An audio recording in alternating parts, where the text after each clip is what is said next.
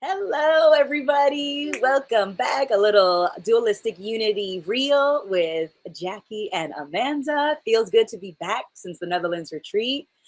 Jackie, I missed you. I'm so glad that we're doing our lives again.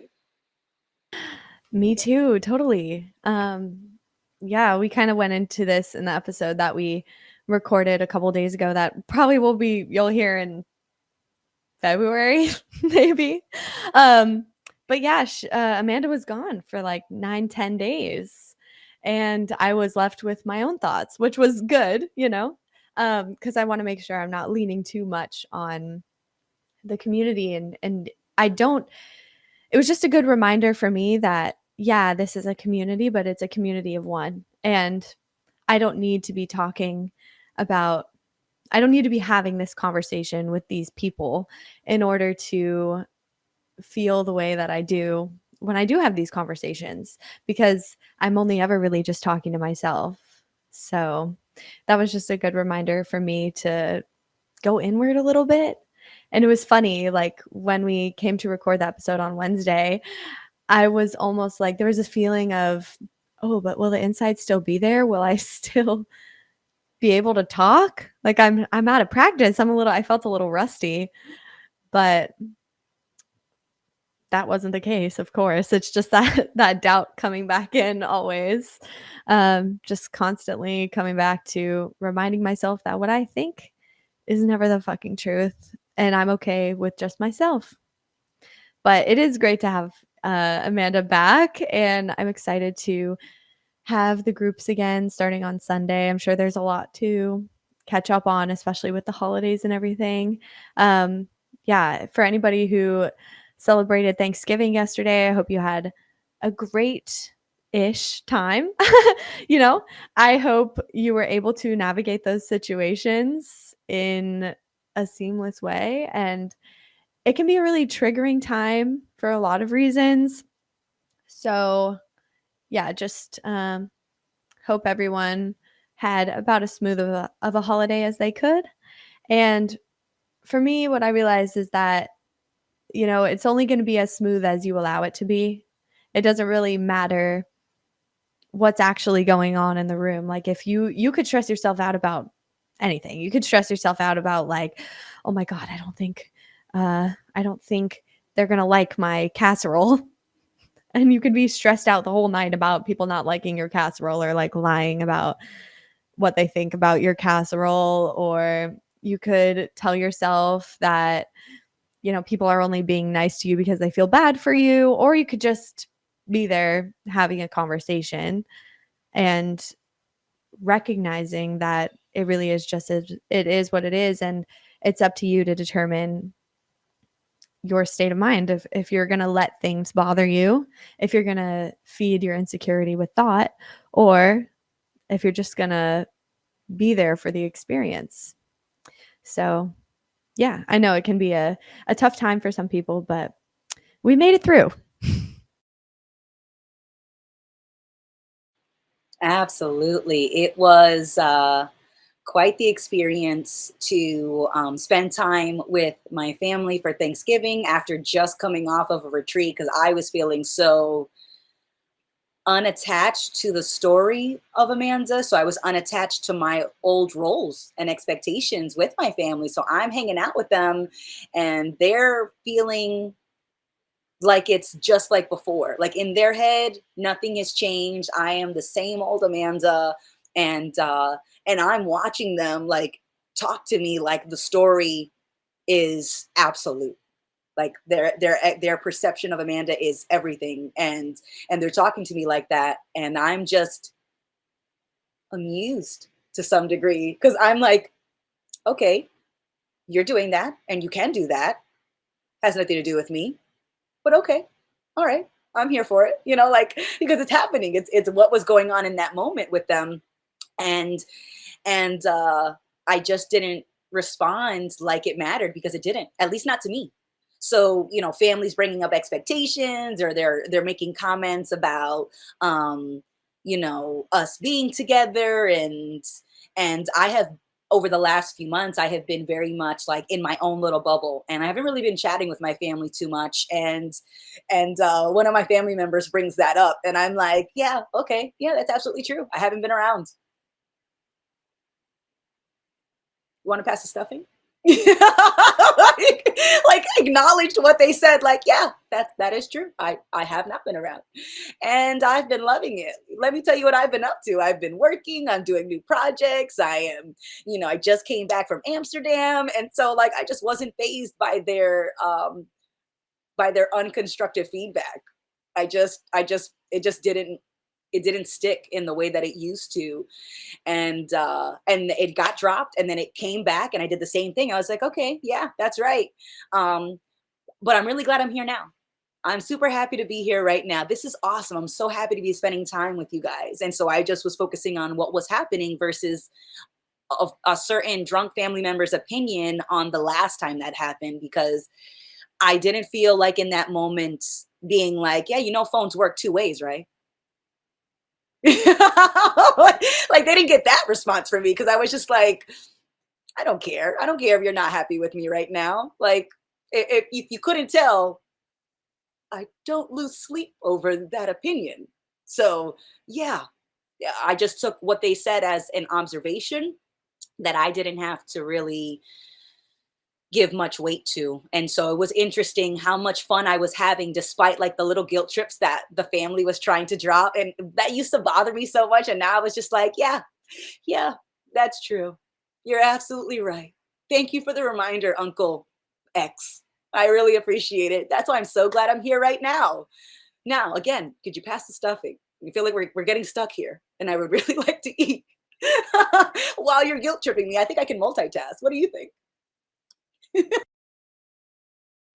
I love that. Yeah, because people can't when they're saying those little spiteful comments or like trying to get a rise out of you, they want the reaction because that within them is coming from a place of hurt or insecurity and they want to throw that back at you and make you feel that way so they can feel like I guess a little bit of a relief so they can feel that you're on their level that I don't know.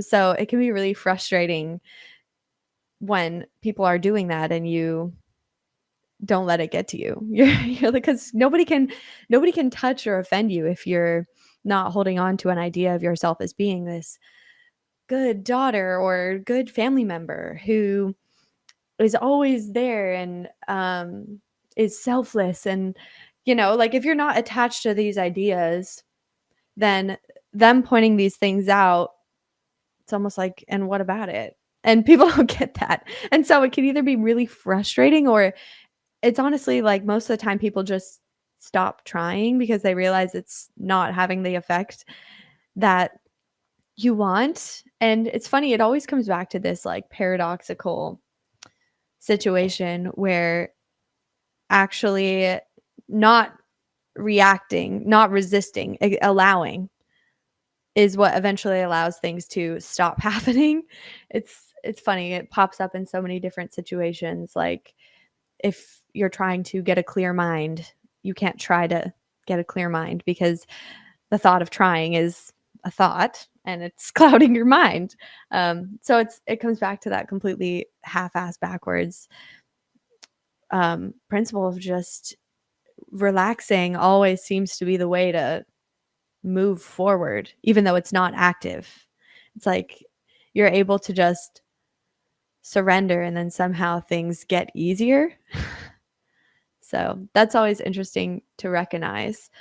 Um, but yeah, I think uh, the holidays can be a tough time with that for sure. And yeah, I'll pass it back to you, Amanda. I don't know what I'm saying right now. Oh, me neither. I don't know. That's why my name today is undecided. I was like, I'm not here to make decisions. This is not decision time. I'm chilling, So, I had a feeling like walking into Thanksgiving that that I haven't been around, and so I kind of knew that that might come up, and I was totally okay with my family potentially expressing their discontentment or their disapproval with how I was choosing to spend my time over the last few months. Um, and I was okay with that because I knew that that said more about what they thought about themselves and my relation to their idea of themselves than it did about me.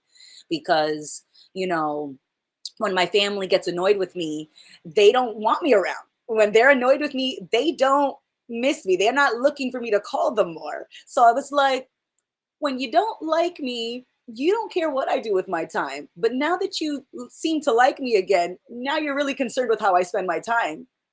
What is it? Like, are you really concerned? No, I don't think so. I don't think you're actually concerned with how I spend my time. I think you're concerned with the way that I spend my time and how that influences the way that you feel about yourself. But that has nothing to do with me. So I thought it was so funny that it came up. And when it did come up, I was just like, yeah, you know what? It has been a while. You're absolutely right. And that's why this moment is so special. That's why I'm so glad to be here. I was pivoting because I was trying to enjoy the moment that they were criticizing was late. And I was like, as much as you're criticizing the timing of this moment, you're wasting it. So why don't we just enjoy being together right now and not think about the time since the last time we hung out? And that's why I didn't feel a need to be like, well, phones work two ways, right? you know like like you're a straight up hypocrite. Like, I didn't go there because I didn't need to, because I don't have a problem with where things are. And if they do, that's on them. So I was fully ready to be the bad one this Thanksgiving. I'm the rotten apple of the group. Oh, woe is me. I was like, I'll be spoiled, and this spoiled apple is having a great time. And if we might make some, we might switch it up. We might, do a little dancing over here. We might be crack. I was still cracking jokes in between the guilt trips. I was still having fun. I was still keeping it light because I I just wasn't going to hold on to anything that they said. And it felt really nice. This actually was the first holiday that I was able to do that. Every other holiday, it was me trying to fill expectations. Every other holiday, it was me thinking I needed to be something. And this was absolutely the first holiday where I voluntarily walked into what I expected criticism. And it didn't bother me in the way that I thought it would, because I just didn't add any meaning to their criticisms. I didn't agree with it. So when they said those things, I was like, okay, there's a solid point in there. You're right. It has been a while. And it's been a while because both of us didn't reach across the room. And I'm okay with both of us not reaching across the room, because I'm glad that we're closer in the room now.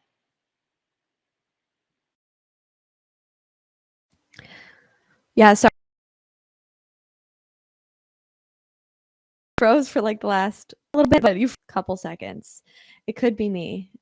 Um Anywho, yeah, it's like you can exist within a moment without participating in like the narratives and ideas that are like swirling about in everybody else's mind. Like you can be grounded in the moment, and when you are, like, people can't push you over because you're not standing up on the stool of illusions of being, the best daughter or sister that you could be. You're just being Amanda, and you're recognizing that, okay, anything that happened in the past I can't change. But this moment is this moment, and that's where your priority is. And anybody else who's dealing in illusions or trying to guilt trip you on that plane, like, actually can't touch you because you're not actively participating in it. You're not investing in that as any sort of measure of objective reality. So, yeah, and you can get through even uncomfortable fucking situations like that, or like what would have been a really uncomfortable situation, by just dancing through it, skating through it. It's wild. So that is the benefit of this conversation. It's not going to fix all the relationships in your life. It's not going to make everything peaceful and sunshine and rainbows all the time. But it will help you take the idea of yourself, the idea of others, and a little bit less seriously, and also like recognize that the present moment is what it is, and I can't, the only thing that I can change right now is my attitude, is my perspective and what I'm investing my attention in. So I don't have to add that weight. And that's truly been the benefit, the only benefit. I think it's just making right now easier to get through, a little bit more peaceful, less weight. And then you can sort of just skate through any situation and be okay. And even though I say that's the only benefit, like that's a huge fucking benefit because you're only ever in the present moment. And so, yeah, just taking everything less seriously is like you can't really go wrong. Like it's kind of a win-win situation because it's less effort and it's oftentimes more benefit. It's the cheat code to life. But we have a question here from Miss Marie. She's wondering if you could share about the retreat in the Netherlands. Oh I yeah, didn't go, so Amanda will have to take over on that one. that it was definitely interesting because it was the largest retreat. The Netherlands retreat had 23 people total, including myself, Andrew, and Ray, and so that was the largest amount. And so every retreat is special in the fact that eh, the people that are showing up to be themselves, to let go of stories, to not stand in the way of being the moment. And so that is a recipe, in my opinion, for just magic. The fact that there were so many people changed it because your attention was spread out so much more. And instead of being able to spend a lot of one on one time with people, you were usually in groups of like 4 to 6. So you were always in like little groups. And there were times where you did split off, but it was rarer than in previous retreats. So it didn't feel as intimate just because I was constantly like switching gears and switching my attention. I'd be talking to one person about something, and then the conversation would take a totally different turn, and I'd be chatting with someone else about something totally unrelated, which is good. Um, that was something that was a little bit different. The Netherlands location was incredible, beautiful lands, trails near us, a little lake. So the landscape was fantastic. We still went on group walks like before. We still tripped. We had a chef who was cooking our meals, and so that was lovely. And we were just hanging out, So that was still the same, and that was awesome. And we partied. It felt like a huge party because there was like 23 of us, and I wanted to do a black light dance party, and so I had ordered like tons of decorations, and we put them up on like day 2. So the whole house is like, it looks like a black light warehouse. With like neon stars and neon hearts, and they're taped to the walls, and we put streamers around the lights. We're changing lights to black lights, and so it definitely felt like a party house for sure. And that was fantastic. It felt like an awesome party. And we still did some inner work when you're tripping and when you're not, and you're just reflecting. So people were absolutely doing the work, and some people were not always doing the work, and that's always a possibility. Just because something bubbles up doesn't mean that you're going to want to deal with it, or that you're going to want to not judge it.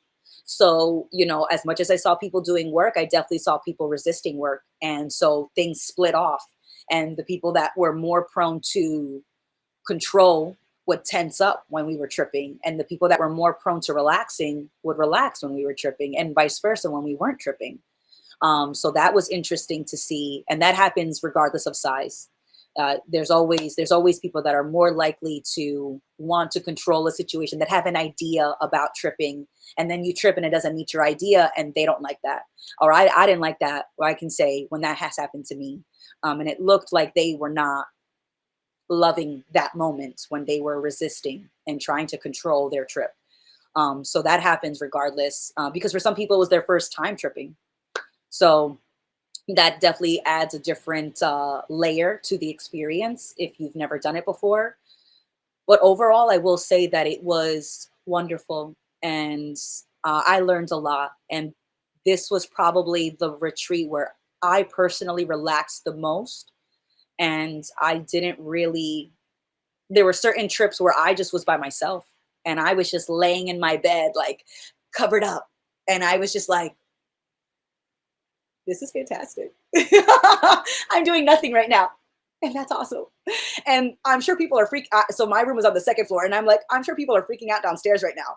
And that's okay too. Like I didn't feel compelled to like go downstairs and like save them from themselves. I was like, they don't need me. They don't need me. I'm good. They're good. We're good. Everything's good. We're chilling. So that was new. That was something that I really appreciated because I'm always on the go, and I tend to try to find things to do, and I'm always busy. And so to spend a good amount of this retreat doing absolutely nothing for no one was delicious. It was amazing. It was so freaking good. Oh my goodness. Because I don't often do that. And so that's okay that that's my tendency. So it was really refreshing to just not worry, not manage other people, not be in charge of anyone, or not monitor anyone, or not be there, not be space, not listen, not do a damn thing for anyone. Because when we were done tripping and I went downstairs, everybody was still alive. So nobody needed me to be there in the way that I usually will be present for others. And not to say that I won't do that again. It was just really nice that at the largest retreat, I feel like I was the most relaxed.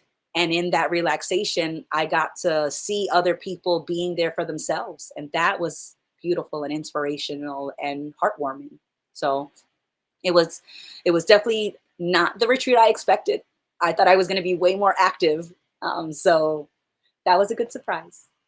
Let me see. Let me check our chat. No, no, no more questions about that. But yeah, that was pretty much my overall personal experience and my observations of the retreat as a whole. Because by the end of it, everybody was like in roaring form for the most part, and I'm so excited to see like the ripples.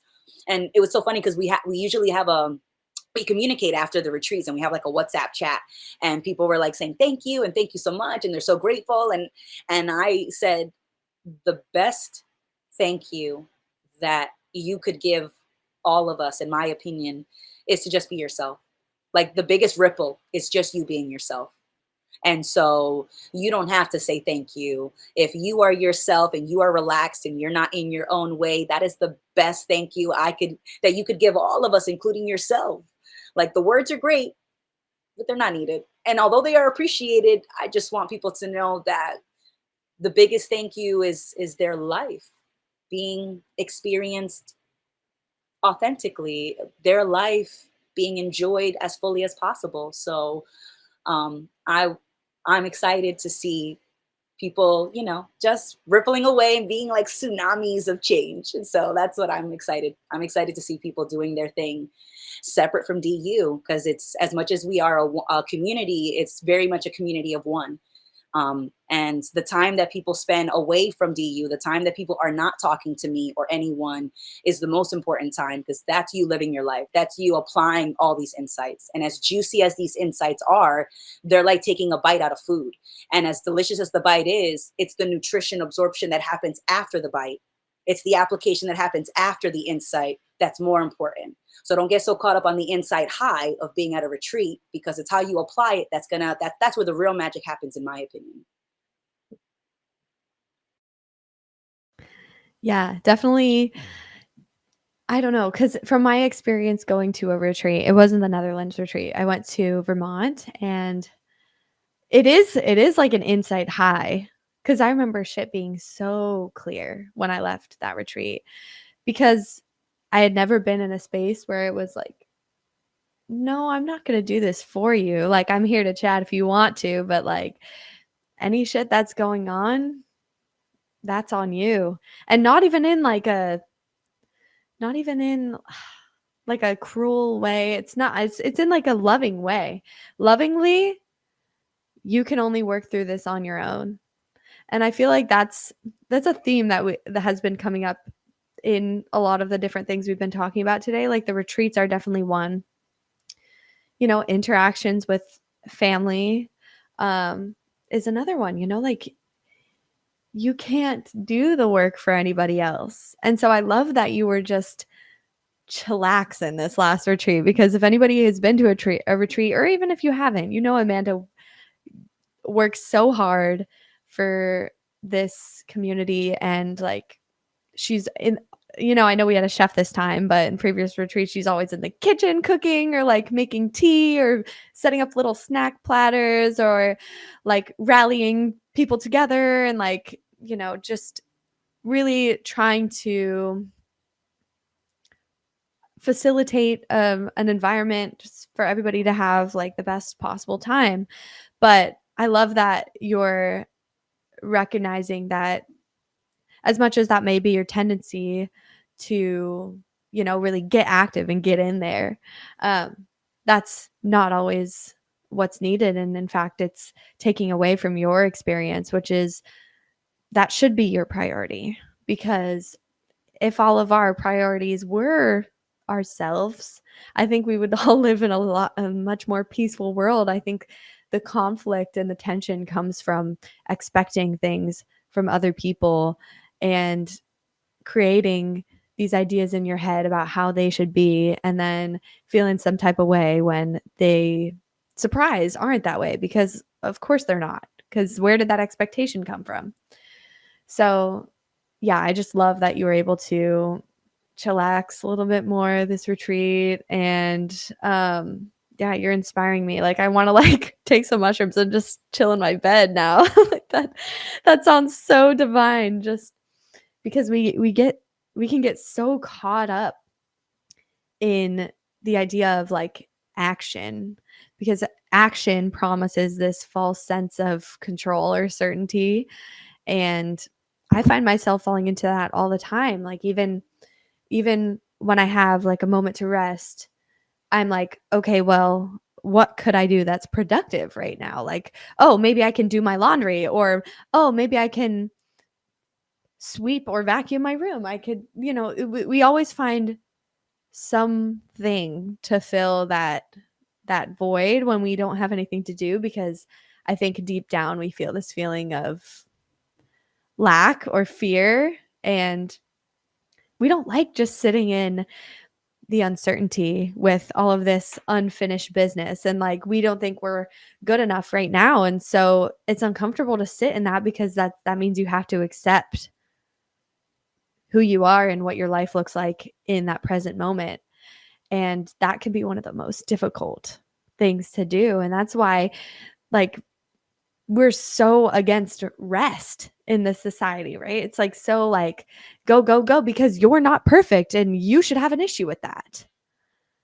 It's freaking insane. Like we put ourselves on this treadmill to nowhere, and then we wonder why at the end of all that we're still unsatisfied. It's because that's what you're reinforcing, is that lack. When you feel that lack and and then you act on it, you're like solidifying those neural networks in your brain to continue feeling that lack. But yeah, when you're able to surrender, when you're able to allow yourself to let go and rest and just be, like it's so healing and profound. And I think the more time you spend in that space, the easier it becomes. But it's just so against like the dominant mentality right now that it can really be hard just to relax, even though you would think that relaxation would be the easiest thing to do.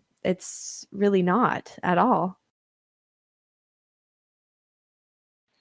No, it's definitely not. And I definitely recommend tripping and spending some time on your own, but in your bed, because I felt like I was in like I was cradling myself. Like I felt like I had like the pillow is like engulfing my head, and like I'm like falling into like a little crevice inside the mattress, and the blanket is like almost covering my face, and I just felt like so comfortable and so relaxed and so like like I was being cradled. Like I felt like I was in the bosom of the universe, and I was just like snuggling up, and just like loving it, and just loving the lack of activity that was happening, the lack of interaction, the lack of exchanges, even though it felt like I was exchanging with reality, and or maybe not exchanging, but like I was just open to it, and it felt like we were relaxing, and we hadn't done that in a long time, and it felt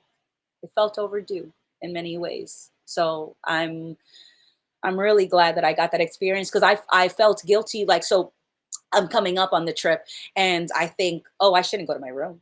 That's not, what are we running from? Are we running from intimacy with the group? Are we running from connection from the group? Like, where I came to this retreat to be with other versions of reality, other people, and me spending my time tripping by myself isn't engaging with them. And it's like, but it is. The time that you spend alone is just as important in your relationship as the time you spend with people that you're in relation to. So spending that time alone was something for all of us. We all experienced my time away from what felt like other people. And it's funny because somebody else at another retreat had said, like, had felt guilty for pulling away from the group, and during their trip, and I had said to them, like, you dealing with your shit is the best thing you do for the group, for yourself.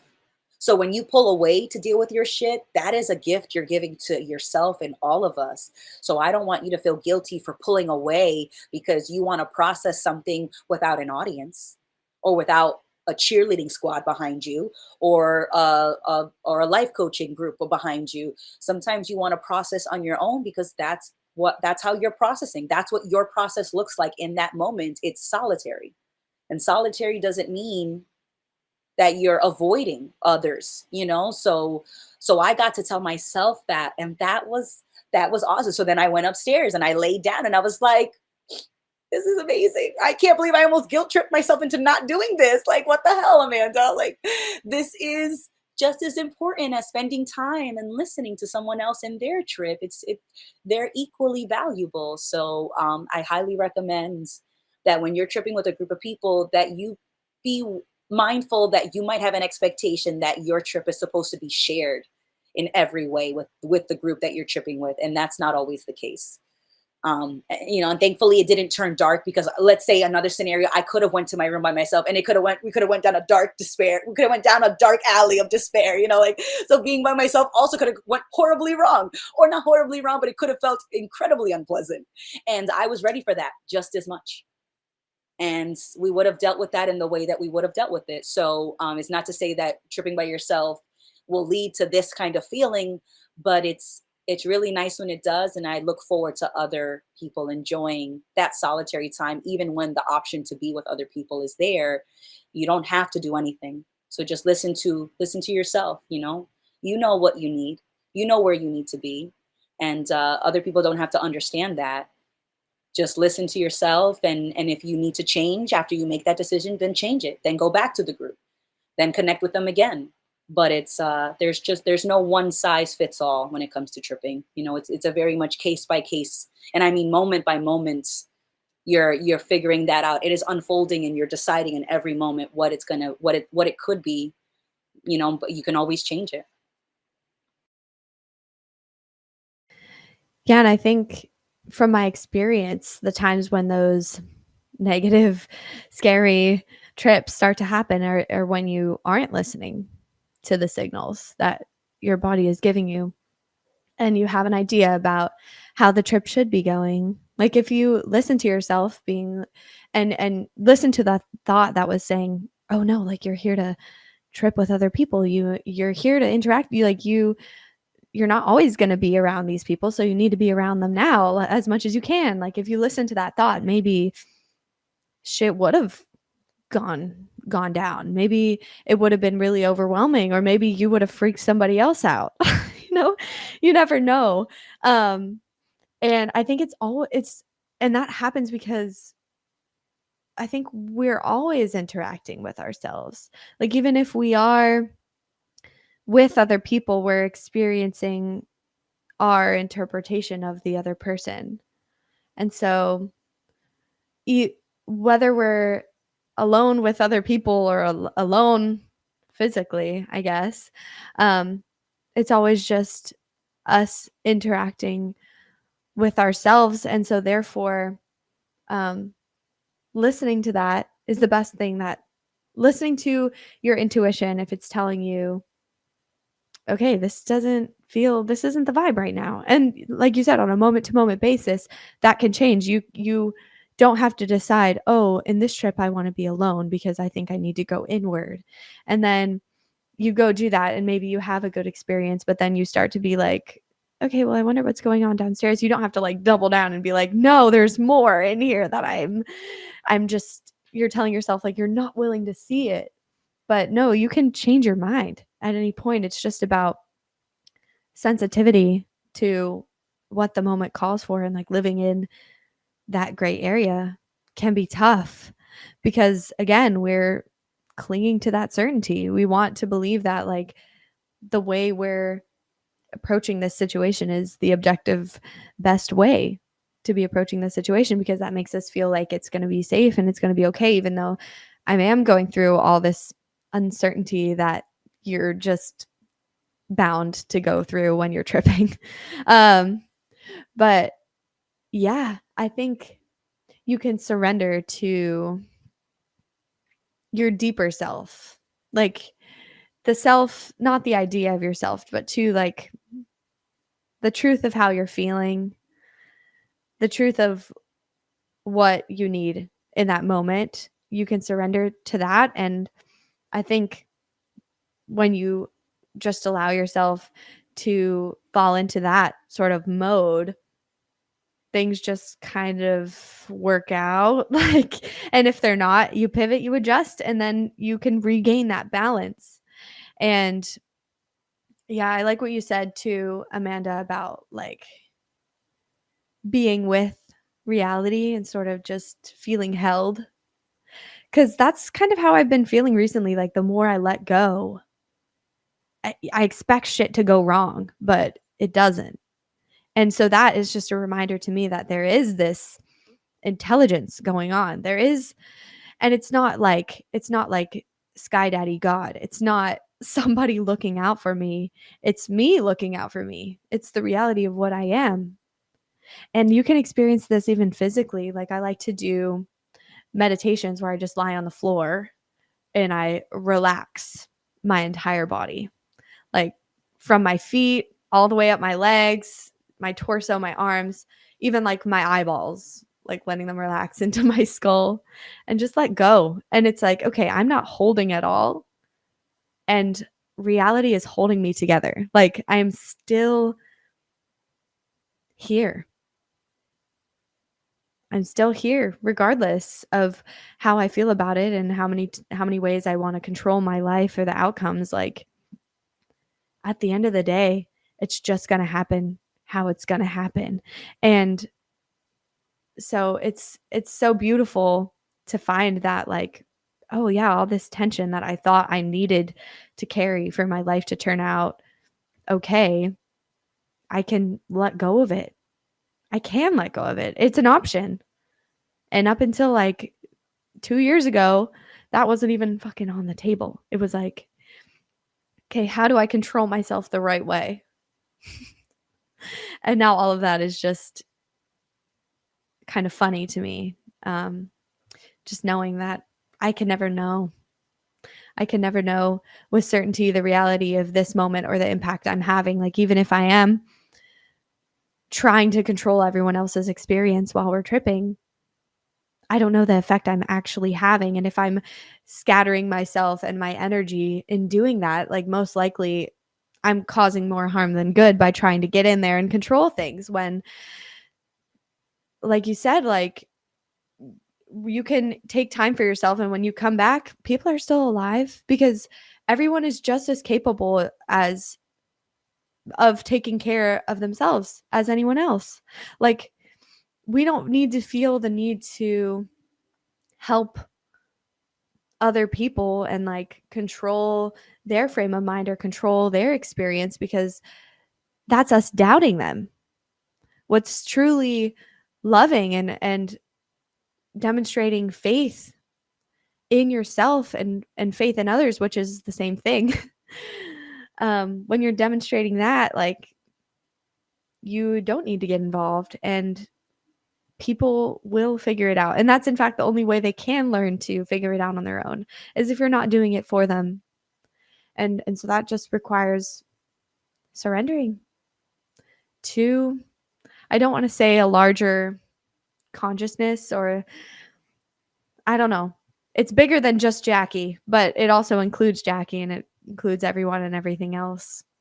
And that's sort of what I am envisioning God to be now. It's just what is. So, Absolutely. It's funny when I would hear the description, God is everywhere, but not in me. Somehow motherfucker gets around, but just doesn't live inside this body and this mind and heart and soul and spirit. I don't know. He's somewhere else. He's everywhere but within me. And it's like I I'm starting to, I at least appreciate more and more how me isn't just the idea of me, isn't just Amanda. I was driving on the highway the other day, and I was appreciating just the drive, and I was like, man, this whole moment is this highway. It's me within this car, and the car is driving, and the car is moving, and it's on the road, and it's other cars, and it's the mountains, and it's the trees, and it's like this whole moment is everything that I can see and everything that I can't. So so it feels like if there is God or reality or the moment, it's all inclusive, man. There's no way that it could be this but not that. Like it just logically it doesn't make any sense to me. How could God create everything but not be everything? And I was like, yeah, but what are his building materials? Is he just outsourcing to some like universal warehouse of materials and is like, put in another order for humans? I'll need another 2.45 billion, delivered to this particular rock. And like he's not out like it's hilarious that if there is a God creating things, that it wouldn't be also a part of like that he or she or they or God wouldn't be all of the materials that they're building from. And so it feels like that's just another word for reality or the moment. And the moment feels like it's all inclusive. It's everything I can see and everything that I can't. It's everything. Everything is everything. That logically makes sense to me on some level. Everything is everything. Okay, that's easy. So that means that nothing is also included in that everything. Like so, like because doing nothing also feels like something. So when I was laying in the bed and I was doing what I would have called nothing, that is something. It's all inclusive in the everything is everything. Existence is existence. Reality is everything you can see and everything you can't, everything you think you understand and everything you don't even know you don't know about. So it's it feels, I cried when I was on the highway when I was driving because it felt so full. It felt so incredibly full that my moment wasn't mine. It was everything, and everything is shared because how could it not be shared? It's all of us. And so um I I'm appreciating my appreciation of just everything as I can perceive it. And I also appreciate what I don't know, because that was a big thing for me, was that I thought that if I could understand things I could control them. And now I know that I never controlled anything, and I never understood anything to the in the context that I thought I did, because I just had a perception and I took that perception as understanding. So it's been humbling, if nothing else, letting go of this desire to know, and by knowing, controlling. yeah, I think it's so beautiful. And once again, it reminds me that I'm held, that I've never had certainty. I've never had control. And yet I'm here. And like the world has taken care of me, like as myself, but also as the other people around me. Like my family is me and they've taken care of me even when I wasn't able to, I guess, take care of myself in terms of me being Jackie. It gets confusing when I talk when I'm using me and like all these different layers. um so yeah, but that's funny what you were saying really brought up the distinction that we make between living and non-living things and like some things having consciousness and other things not having consciousness. And that's something that I've run across a lot in the yoga world too. It's like namaste, they'll be like namaste, like I recognize the divine light in me and you and all living things. But like just living things? Like, where are you drawing that line between alive versus not alive? Like, there's no separation. Like, even if you break it down to the smallest bits, like, I guess cells are the smallest unit of life. Like, that's what people call it. But cells are made of non living materials, they're made of molecules.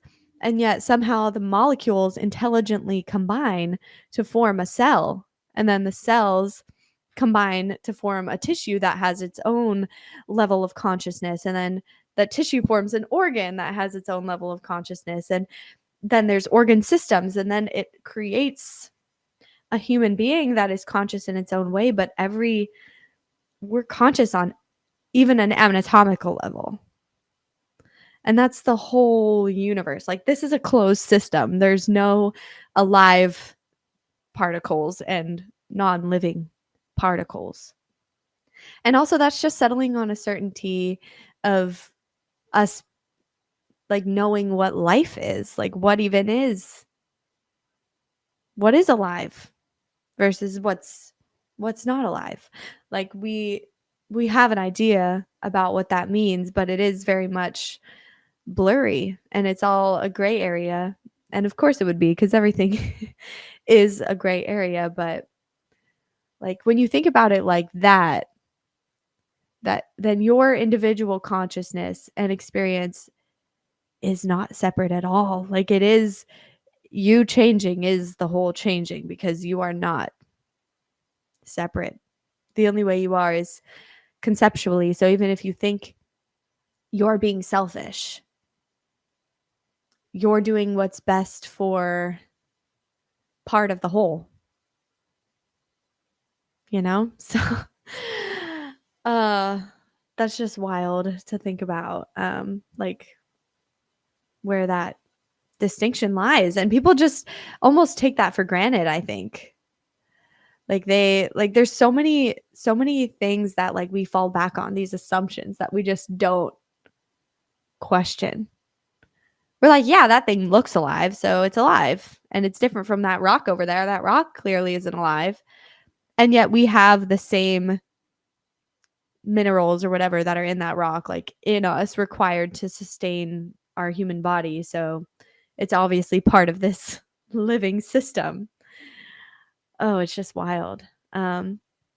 But really, like consciousness is all pervasive. God is all pervasive, and not God in the way we think about it. Like just God and whatever is whatever organizing principle or intelligence is putting the bits together in the way that it is spanned out throughout eternity. Like this is just God's imagination at play. And I love that. I love it. Imagination at play. Um, and play has no agenda, right? When you were a kid and you were coming up with games on the playgrounds. Like there wasn't okay, so we're gonna play Foursquare for about 45 minutes, and then we're gonna switch to a freeze tag, and we'll do freeze tag for about maybe 2 hours. But we've been playing a little too much dodgeball, so we're gonna pin that for next week. Like play never had an agenda. It was never, it had to be something. It was, we decided in that moment what the play was gonna be. We were just that potential expressed. And it was wonderful because nobody was hanging on too much to what it should be. And when they usually were ejected out of the group. Like if any one of us kids were like, became like a little dictator, that dictator got ejected from the group. It was like, you get all that out of here, please. We are playing a fun game of freeze tag and you need to freeze all that bullshit. I mean, we didn't say it in those words. But we certainly felt that way. And we just didn't make space for it. We didn't make space for agendas and for things to be a certain way. It was very much a group decision, and it was based on a group feeling that was shared. And so I love thinking now, like play has no agenda. It's like, holy shit, play has no agenda. There is nothing that has to be done in any particular order. It is just whatever we want it to be. And it can change at any moment because it is always changing. It's just that I copy and paste things so fast that I don't think the change is happening just because I'm seeing the same option getting repeated over a certain chunk of time. And because I'm copy and pasting it so fast, I think that there is no change happening because the moment looks similar, but it's not identical. Even going to the same supermarket that I go to every time I need to go grocery shopping, although the experience seems very similar, it is not identical. Even if I leave my house at the same time, get into the same car, drive the same street, walk through the same door into the supermarket, buy the same things, just because the moment looks similar, remember that it is not identical. Every moment is brand new, even if you make it look very similar to the last moment. It's still brand new. You're still different. And everything in that moment has the potential to change into something else. But I often confuse similarity with identical, with something being identical. Yeah, I think one of the first big realizations I had, like, back in 2020, was that no matter what, like, even if you try to stay the same, no moment ever is identical. No single day on earth has gone the same as it ever would. And, like, even if you were trying to, like, control everything, you can't help but change. Because even if you do the same things, you experience them a little bit differently, or you feel differently, and therefore the experience provides different context. And so you don't have to worry about growth happening, because I think I can tell myself often that I'm stagnating or I'm not getting anywhere or not growing fast enough. And that control is just so unnecessary because change is inevitable. Change is, you can't escape it. No matter what, you're going to keep growing. You're going to keep learning. So all you have to do is just stick around. Like, that's really it. Like, stick around and do what you feel like doing in the moment, and trusting, like, your own intuition as the intuition of the whole. Like, you don't need to look outside of yourself for somebody to tell you what to do, because the wisdom of the whole universe is you. You know, like, you're the product of billions of years of evolution. So why do you think, like, what you feel like doing or what you think is the next best move isn't? And that's even further emphasized when you realize, like, even if you do make a decision and it feels wrong in the moment, like, that's still the way that it happened. And it's going to continue to play out and ripple through the rest of your life and everyone else's life. And you never really know the true impact of that event. And so there's no point in judging and trying to control every little step of the way. Like that really just takes the fun out of it. Yeah, like the kid on the playground who's trying to control everyone gets rejected. The freaking person who rage quits because they lose, nobody wants to hang out with them. And then eventually they have to learn that relaxation is the way to really take full advantage of the time to play on the playground, but also just the time that we're here. Like the best thing that you can do for your experience is just to relax and lean in. And by lean in, I mean participation without the need to control or predict the outcome, because you can't. But yeah, as long as you're participating and just making the decision that you make in the present, which is the only place you ever are, like you're fine and you're going to continue to exist in the present and things will continue to just fucking work themselves out. Because of course they would. Like we are held. We are here and we put so much pressure on ourselves to know the right way to be. But I think we do know, I guess, the way to be, but it's just not on the level of thought. It's on the level of emotion, maybe not emotion, just like gut feelings, intuition. Like your body holds so much wisdom, and we second guess that so hard. So it's like if you need a rest.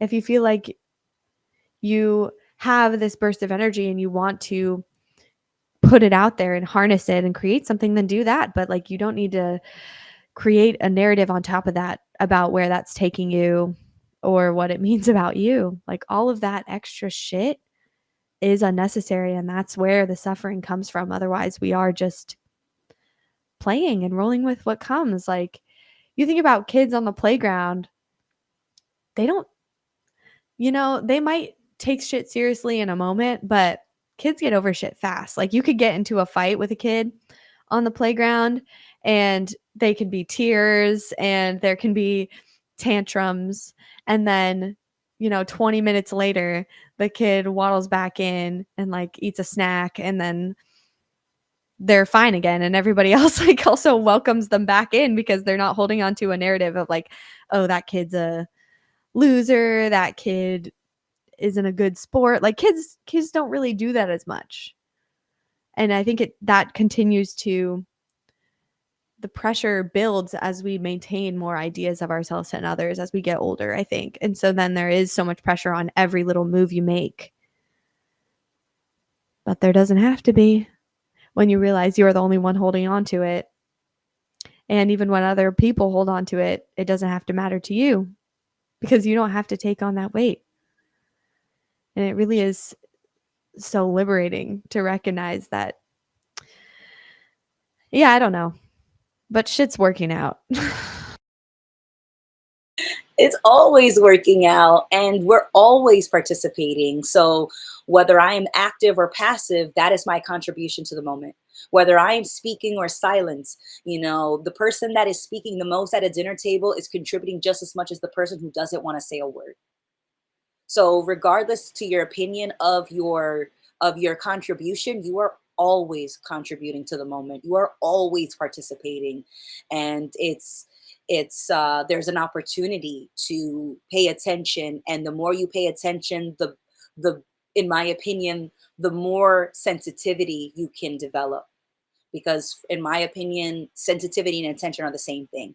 The more attention I pay, the more sensitive I am. The more sensitive I am, the more attentive I tend to be. So it's just looking at how you're contributing to the moment that you're in, not to judge it, but just to see what's happening. Regardless of my opinion, am I even aware of what's happening? And as I'm aware, oh, okay, well, that's happening and I don't want to go in that direction. So we're going to go over here, and we pivot and we change. So it's just realizing that you're always participating in the moment because you are the moment. There's no way that you can't participate. It's just that I had such a harsh, very black and white perspective on participation. Participation was active, it was involved, it was visible, it was acknowledged, it was verified, not realizing that the moments where I was passive was me. That was my processing of the moment, that was my expression, that was my moment, was being passive. That was my contribution, was being passive, was being silent, was not chatting with people. So I think it's important to, or at least in my opinion, it's important to just pay attention. Just pay attention to what's happening. And the sensitivity is there because it's very rare to have a moment that I'm paying attention to that I don't feel anything for. And not to say that like my feelings are the most important. It's just that, it's very rare that when I'm attentive, I'm also not sensitive to the moment that I am. It seems very hard to separate those two, because they feel like two sides of the same coin, which and the coin in this analogy is just reality. It's the moment. It's what's here. And I like thinking about wrong choices or bad choices. And and in my opinion now, there is no such thing as a bad choice because let's say we give it a specific example. I used to date the same kind of guy, and I used to judge that I wasn't learning, or I wasn't picking the right person. I was making the wrong choice. I was dating the wrong person. And then I came to a point in my life where I realized, okay, instead of judging the choice, why don't we take a look at what's driving the choice? Why don't we take a look at where that choice is coming from? And instead of it being the wrong choice, it was a moment of an opportunity to learn. And so I'm so glad that I dated the wrong men a few times in a row, because then I got to see why I felt comfortable picking that person, or that that similar person. Why did I feel comfortable picking that kind of person versus someone else who wasn't my type? And I picked that guy because I felt safe. That was familiar. That person reminded me of something that I thought I could handle. And so that's why I tended to pick that same kind of guy. And now it's not that I am opposed to considering dating that kind of guy again. It's just that there's no desire. That person doesn't catch my attention in the same way because I'm different. And so because I'm different now, I'm making different choices. And that choice is coming from a different place. So all those wrong men, all those wrong choices were opportunities to learn why I wanted to make that particular choice. And so, in my opinion, now there is no such thing as the wrong job, the wrong partner, the wrong hobby, because it's only wrong because you're judging it because you think that you should be something else. And that's why you think that that choice is wrong, that person is wrong, is because you think that there's a version of you that should be picking something else. And instead of you thinking about what should be, just look at what's happening, and what's inspiring that particular choice. And you can learn about what's inspiring it and where's that coming from. And I'm really grateful. I did a shout out when I had this realization for the first time, and I was like, thank you to all the shitty boyfriends I've ever had, because you guys gave me an opportunity to learn something about why I was comfortable in that particular scenario. So thank you so much, because I couldn't have learned it if you weren't emotionally absent. I couldn't have learned it if you weren't um just doing things the way that you did it. And so I'm really grateful. And even the family members and things like in the past, I'm like, no, I'm glad. Thank you for being a pain in my ass, because I got to see why I thought that you should be different, or why I should be different. And when I accepted that I could be different, that I wasn't stuck in the wrong choice pattern, things felt light again. And I felt like I wasn't just stuck. I felt fluid and I felt light. And so Now we choose differently because we're different, and we're only different because we didn't think that we needed to be this way. We just happened to become this way, and we're constantly changing. So I'm just excited to just appreciate things as they are. And so that's why now it's so trippy, because now I feel like I don't want anything to be different. Like everything as it is perfect, right? And so I never would have thought that at 20. I would have been like, by 31 we would have a more established career, we would most likely be married, we might have kids. And so I thought that by this age I'm supposed to have these things, and I have none of those things, and I've never been happier. And I'm like, oh my goodness, like I don't need anything to change. Like no partner, no kids, no pets. I spend a lot of my time by myself, and I'm like, this is fantastic, this doesn't have to change. And when an opportunity comes where things could change, things could look differently, if I feel like taking that step, I will. But I don't feel like I need to get there any sooner, because I'm really appreciating that everything just is, and I don't have a problem with it. Yeah. It's crazy how we judge ourselves for the decisions we make, like being like, "Oh, well, past me should have been different." Obviously, past me should have known. It's like you only know what you know now because past you didn't know it and had to go through some shit. Like that's literally the most pointless train of thought ever, and it still just comes down to an avoidance of the present. It still comes back to an avoidance of the uncertainty of our lives, because that judgment is coming from the assumption that you know what should have happened, what would have been a better case scenario, and what the present moment should like now, what it should look like now, when that's obviously not how it is. And so you're putting all this effort into just denial of the reality that no, you're just here now. Things are completely uncertain, and you can act however you want in the present moment, but it can be really hard for us to accept that fucking responsibility. But wow, yeah, no, I totally agree with you now. Like the more and more I lean into the uncertainty and accept it and know that it's going to be fine, it's like everything just is perfect. And it's like even if I do make an expectation, which I feel like I'm making a lot less expectations these days. Like I find myself going into moments and where beforehand I would have been stressing and like thinking about all the hypothetical ways it would go. Like I just don't do that anymore because I know it's pointless. And so like when I show up to something, I can really like appreciate the beauty and just be like, wow, like it's magnificent how this all just fell into place in front of me. And it's so cool that I get to experience this. And yeah, it just really allows you to like appreciate life and really feel it and be in it rather than just trying to like cope with it and numb and tell yourself that you're good and you're doing things the right way. Cuz that's not really what we want. It's what we want to feel, the whole spectrum, and that's not always pleasant, but it's beautiful. That's where the enjoyment of life can really come in, is when you're present. And I think we we can miss our whole lives by living in this world of ideas and expectations and judgments. And that's why people like look back on previous times of their life and they're like, I didn't even see what I had. I took that for granted. And you're doing that now by looking back as well. It's like all you can do is what you can do right now. Everything else beyond that is a waste of energy, or it's just taking away from your experience. And it's not about regretting that. It's not about beating yourself up for the time that you haven't been present.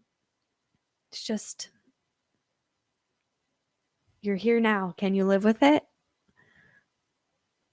So, yeah, well, we're a little bit over time now. This was a great conversation though. Um yeah, just really coming back to responsibility and faith, just not even in anything, just in what is. And then that includes yourself, that includes other people. And the best thing that you can do for everyone involved is relax, pay attention, be yourself, raise Holy Trinity, and have faith that in the same way shit has always worked out when there was no certainty, it will continue to work out. And yeah, so thanks for tuning in to this episode of Do You Real? I believe this is episode 4. Woohoo! Booyah! I want to give a quick shout out to Rainer for this beautiful microphone he gifted me. And it was so cool being able to see you when you came to San Diego. We had like our own little mini retreat. It was amazing. But yeah, thank you for this crispy audio. It's brought to you by Rainer. Just wanted to say that. Appreciate you.